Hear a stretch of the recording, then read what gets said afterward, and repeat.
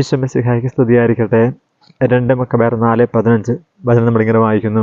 പിതാക്കന്മാർ വിലമതിച്ചതെല്ലാം അവർ പുച്ഛിച്ചു തള്ളുകയും ഗ്രീക്കുകാർ ആദരിച്ചതെല്ലാം വിലമതിക്കുകയും ചെയ്തു. തന്മൂലം അവർ കൊടിയ വിപത്തുകളിൽ അകപ്പെട്ടു.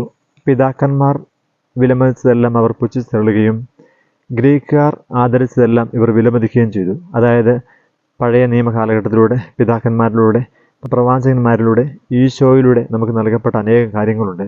അതായത് വില കൊടുക്കേണ്ടതിന് നമ്മൾ വില കൊടുക്കണം, വില കൊടുക്കേണ്ടാത്ത കാര്യങ്ങൾക്ക് നമ്മൾ വില കൊടുക്കരുത്. പ്രിയപ്പെട്ടവരെ, നമുക്ക് പറ്റിയൊരു പരാധീനത പിശാച് വളരെ ബുദ്ധിപൂർവ്വം നമ്മുടെ ഉള്ളിൽ ഈശോ വില കൊടുത്തതിനൊക്കെ വില കൊടുക്കാതെയും മറ്റ് പല ഭക്തികളും നമ്മുടെ ഉള്ളിൽ പ്രവേശിപ്പിച്ചിട്ടുണ്ട്. അങ്ങനെ പലപ്പോഴും നമ്മൾ ഈശോ വില കൊടുത്ത വിശുദ്ധ കുർബാനയ്ക്കും ദൈവവചനത്തിനും ജപമാലയ്ക്കും പ്രാധാന്യം കൊടുക്കാതെ മറ്റ് ഭക്തികളിലേക്ക് പോകുമ്പോൾ അത് അപകടമാണെന്ന് ഈ വചനം നമ്മെ ഓർപ്പിക്കുന്നുണ്ട്. ഇതിനൊരു ക്രമമുണ്ട്. എപ്പോഴും ആത്മീയതയ്ക്കൊരു ക്രമമുണ്ട്.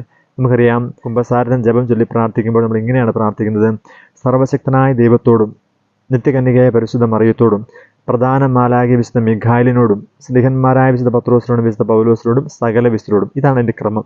പിതാവിനോട് നമുക്ക് ദൈവപിതാവിനോട്, പിതാവിന് പുത്രപരിശുദ്ധ നമുക്ക് ആരാധനയുണ്ട്. പിന്നെ ഏറ്റവും കൂടിയ ഭക്തി നമുക്ക് പരിശുദ്ധ അമ്മയോടാണ്.